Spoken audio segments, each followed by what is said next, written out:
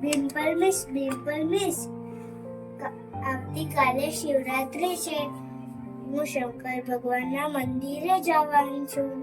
બરાબર. શિક્ષકે કહ્યું છે ને કાલે શિવરાત્રી છે, બધા શંકર ભગવાનના મંદિરે દર્શન માટે જજો, કહ્યું છે ને? અને શંકર ભગવાનના ગળામાં સાપ કેમ હોય છે અને શંકર ભગવાનનું ગળું કેમ લીલું હોય છે? તે શંકર ભગવાનને જોયા છે? હા. જો દીકરા, શંકર ભગવાનના ગળામાં સાપ હોય છે, એમનું ગળું લીલું હોય છે, એનું કારણ શું છે ખબર છે તમને?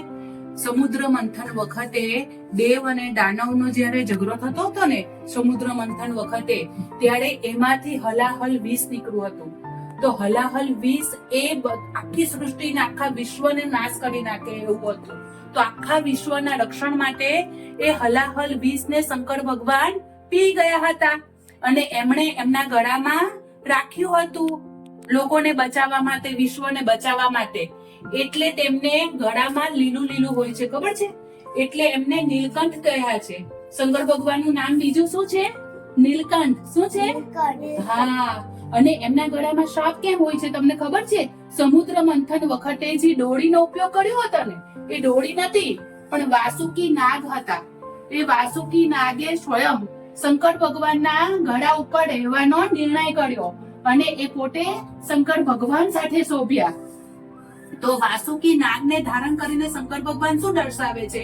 સામાન્ય વ્યક્તિ માટે નાગ એ ભય છે અને નાગથી સામાન્ય વ્યક્તિ ડરે છે, પણ શંકર ભગવાન ક્યારે ડરતા નથી. કેમ નથી ડરતા? કાળોના કાળ મહાકાળ કહેવાય છે. તો શંકર ભગવાન લોકોને મેસેજ આપે છે કે ક્યારે ભયથી ડરવું જોઈએ નહીં.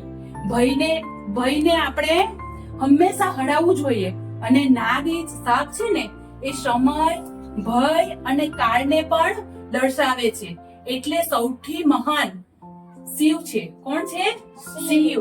અને શિવ એ સાપને ધારણ કરીને એવું પણ દર્શાવે છે કે સાપ એ ધરતી માતાનું અને પ્રકૃતિનું રક્ષણ કરનાર એક જીવ છે.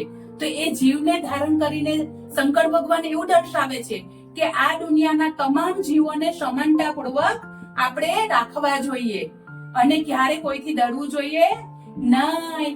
હંમેશા ભગવાન શિવ એ ત્યાગ અને બલિદાનના દેવ છે અને ભગવાન શિવ એ તપસ્યા કરનાર વ્યક્તિ છે, યોગી છે, વૈરાગ્ય છે. તે દર્શાવવા માટે પણ એ સાપને ધારણ કરે છે. તેમના માટે કોઈ સુખ, સગવડ કે કોઈ સુવિધા મહત્વની નથી, એટલા માટે સાપ ધારણ કરે છે. સમજ્યા?